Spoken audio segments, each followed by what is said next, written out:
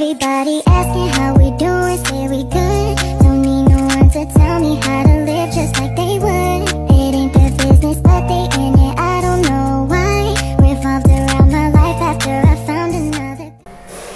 Assalamualaikum warahmatullahi wabarakatuh. Perkenalkan, nama saya Rahma Elvira dan teman saya Fatihah Tisa. Di sini kami menguji dengan judul Pengaruh Pembelajaran Bahasa Arab dan Al-Quran terhadap perkembangan keterampilan siswa. Pertanyaan kami menggunakan skala Likert, yaitu dari yang pertama sangat tidak setuju dan yang sampai yang kelima yaitu sangat setuju. Di sini X pertama kita yaitu tentang pembelajaran bahasa Arab, kemudian X kedua kita tentang Al-Quran, dan X ketiga kita adalah terhadap perkembangan keterampilan siswa. Di sini kami telah mendapatkan hasil responden dari Google Form yang kita sebar. Nah, karena dia udah ke total, ini totalnya kita hapus dulu.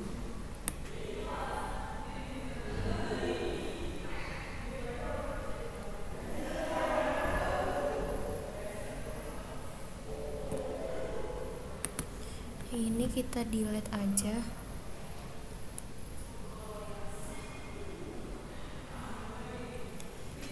Nah, kemudian cara untuk mengetahui jumlahnya yaitu dari ini semua, dari hasil ini semua kita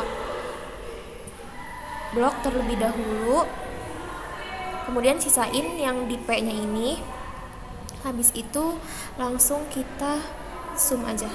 Nah, kemudian di sini langsung ada hasil total dari seluruh jumlah yang ada di responden kita.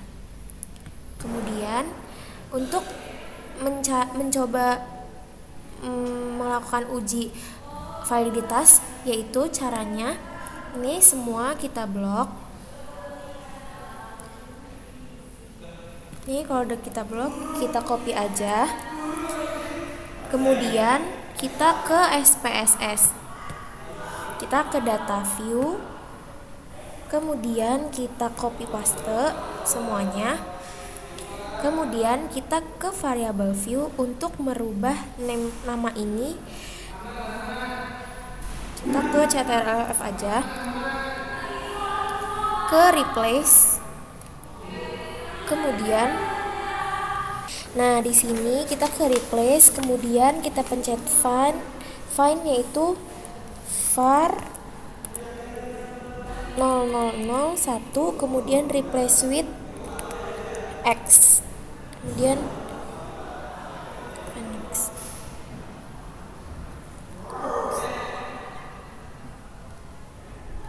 Oke, ini udah. Nah, ini sudah terganti semua. Kemudian kita ganti X16 ini menjadi total.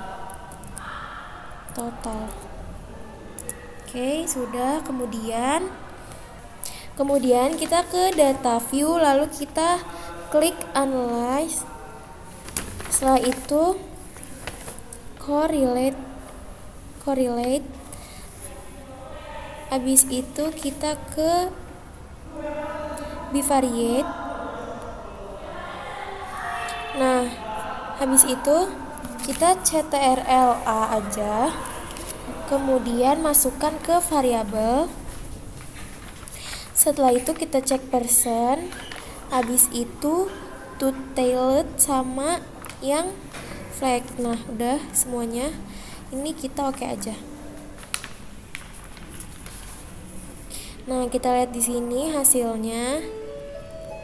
Apakah sudah valid semua? Apabila di bawah 0,13 maka dia tidak valid. Coba kita lihat. Nah, di sini ada beberapa hasil yang tidak valid, yaitu di nomor 7, X yang ke-7, dan yang X ketiga. Oke.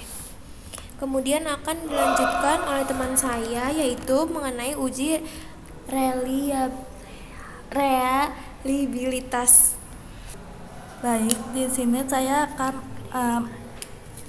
saya akan menguji uji reliabilitas dengan menggunakan data yang tadi. Yang pertama yaitu analyze, terus pilih yang scale, habis itu yang analisis, lalu kita CTLA, lalu masukkan data kecuali yang totalnya kita keluarkan, lalu statistik, kita pilih yang scale if item delete, lalu continue, kemudian oke.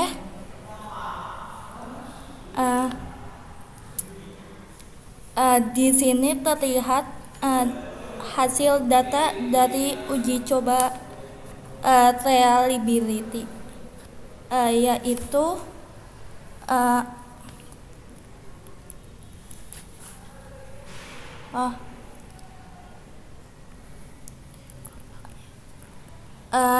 yang jadi hasilnya yaitu alpanya 0, Cronbach alpanya yaitu 999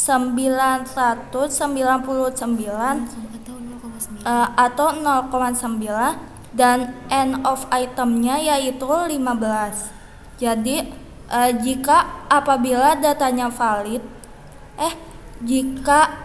kalau di bawah 0,6 hasilnya dia tidak reliabilitas, karena ini di atas 0,6 jadinya datanya reliabilitas. Nah, kemudian setelah kita selesai menguji validitas dan reliabilitas, kemudian kita akan menguji asumsi klasik, yaitu yang pertama ada uji normalitas. Nah, uji normalitas ini kita lihat dari data yang telah kita rapihkan. Kemudian ini kita blok X1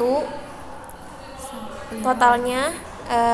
X1 kan ada 1, 2, 3, 4, 5 A, B, C, D, E. Nah, habis itu kita blok di F ini, di totalnya. Ini kita blok sampai bawah. Habis itu ini kita CTRL-C. Kemudian kita ke SPSS. Sebentar. Nah, setelah kita copy data yang pertama, di sini kita pencet X1,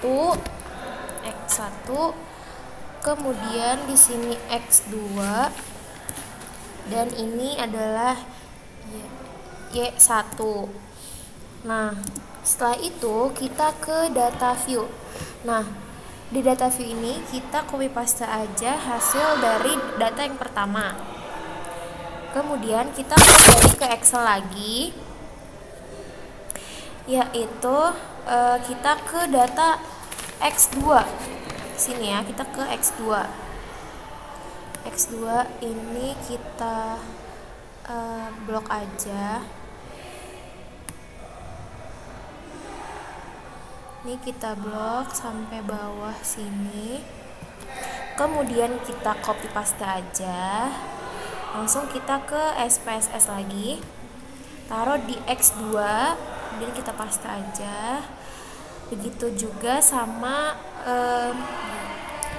data yang terakhir nih, yang variabel yang Y ini, sama kita copy paste juga.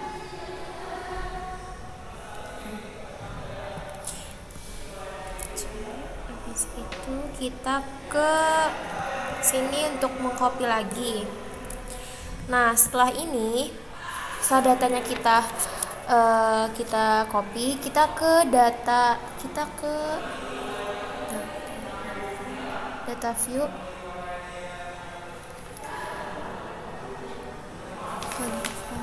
Bentar. Ini langsung kita analyze aja. Habis itu regression. Habis itu kita ke linear.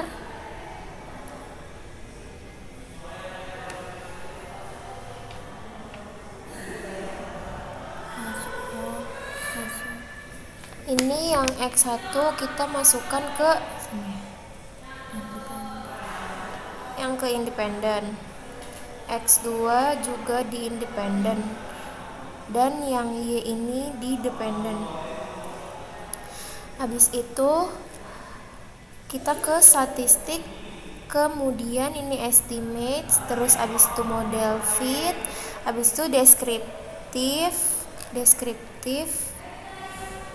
ini, terus habis itu diagnostik.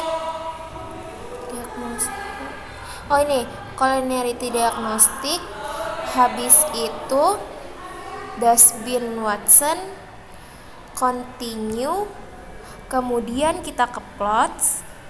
Nah, untuk si z-spread ini kita masukkan dia ke X, dan recit ini kita masukkan dia ke Y. Kemudian histogram, kemudian normal probability plot, continue, kita save. Habis itu kita ke unstandardized ini. Habis itu kita pencet OK aja. Continue. Oke.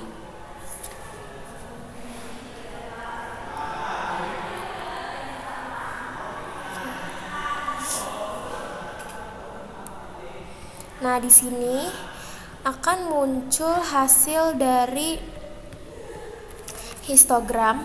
Histogramnya untuk histogram dari uji normalitas ini dia akan menghasilkan bentuk seperti gunung atau lonceng, atau dia berbentuk lonceng.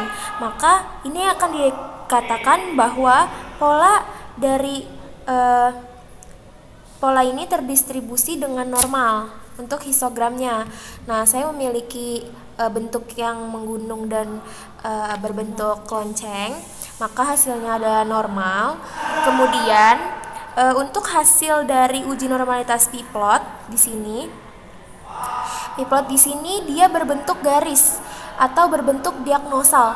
Nah, di sini kalau apabila berbentuk diagnosal seperti ini, bahwa uji dari normalitas ini terdistribusi dengan normal.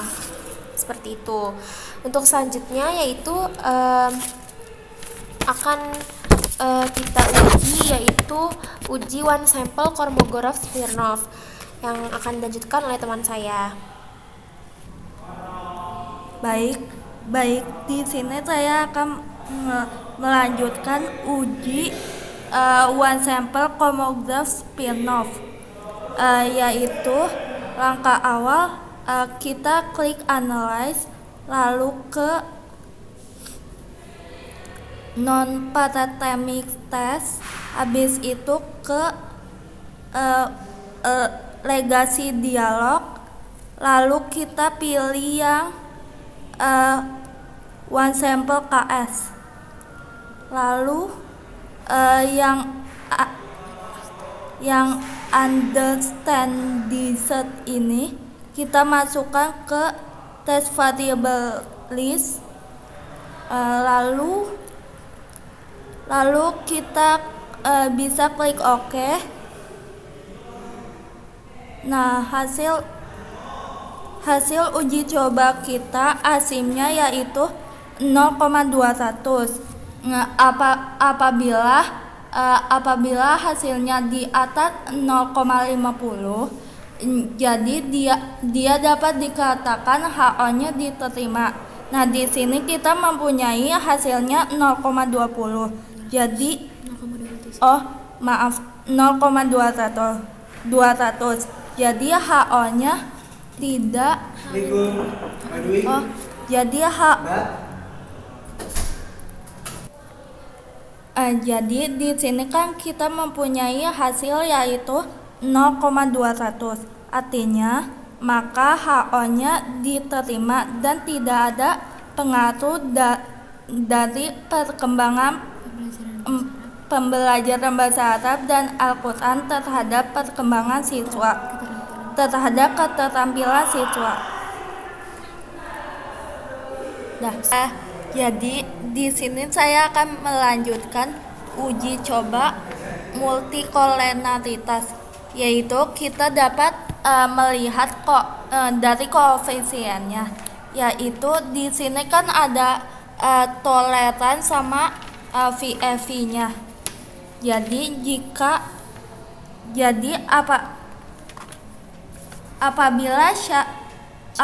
Apabila syarat dari terjadi atau tidaknya multikollenaritas itu apabila nilai toleransinya lebih besar dari 0,10. Nah, 0,10 itu artinya 0,100. Nah, di sini kita kan dapat toleransinya 0,421. Nah, artinya tidak terjadi multikollenaritas, sedangkan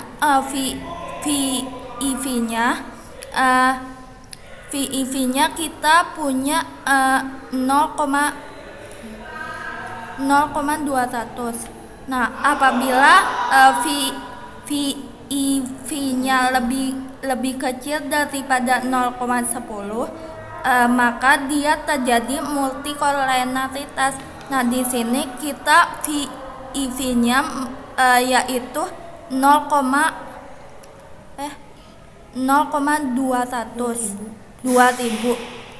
yang artinya ini terjadi multikollenaritas. Artinya ini tidak terjadi multikollenaritas. Terima kasih. Baik, di sini saya akan menjelaskan tentang uji asumsi klasik yang terbagi menjadi 3, yaitu ada uji normalitas, uji heteroskedastisitas, dan uji autokorelasi. Nah, di sini saya akan melanjutkan setelah uji normalitas, yaitu uji heteroskedastisitas. Nah, di sini saya setelah memiliki data untuk heteroskedastisitas dan telah menunjukkan hasil bahwa data dari heteroskedastisitas yang ini yang di regression standard ini, yang si scatter plot ini, dia menyebar secara luas. Dia juga titiknya itu menyebar di bawah 0, maka hasil dari uji heteroskedastisitas saya yaitu normal. Kemudian di sini terdapat koefisiennya. Nah, di sini koefisien saya menunjukkan bahwa hasil yang telah saya uji memiliki data di bawah 0,05, yang dimana artinya terlepas dari heteroskedastisitas. Hasil uji saya di sini ada 0,48, maka dia hasilnya terbebas dari heteroskedastisitas. Kemudian akan dilanjutkan oleh teman saya, yaitu mengenai uji autokorelasi. Baik, di sini saya akan melanjutkan tentang uji korelasi. Nah, di dalam sini di tabel kan ada dB yang kita dapat yaitu 1,397 dan DL yang kita dapat itu 1,999. Sedangkan DU yang kita dapat adalah 1,603 dan N sama dengan dan N responden yang kita dapat adalah 41 dan K yaitu variabel yang kita punya adalah 2. Jadi 4 rumusnya adalah 4 dikurang DU sama dengan 2,397. Jadi kesimpulan dari semua ini, DB yaitu dari Watson terletak di antara DL dan 4 dikurang DU, maka terdapat autokorelasi. Nah, di sini kemudian saya akan menjelaskan tentang uji linear berganda. Nah, di sini kita ke SPSS, kemudian kita ke variabel view, kemudian kita ketik ini X1, X2, dan Y. Kemudian di sini kita desimalnya ke nolin dulu.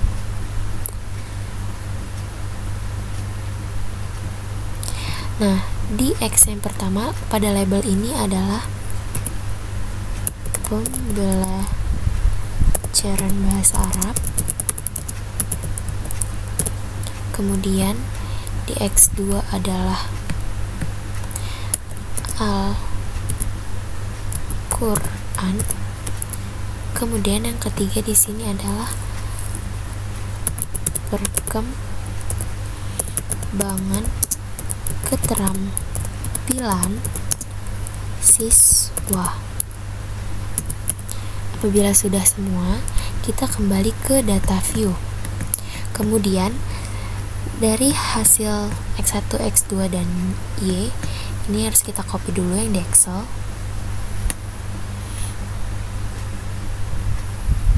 Satu-satu.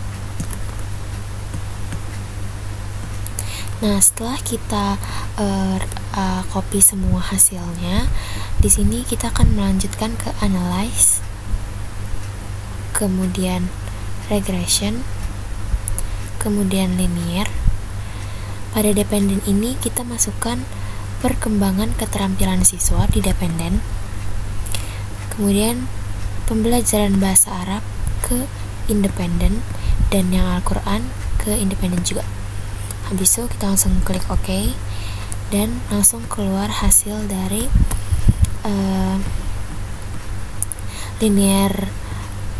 linear berganda ini.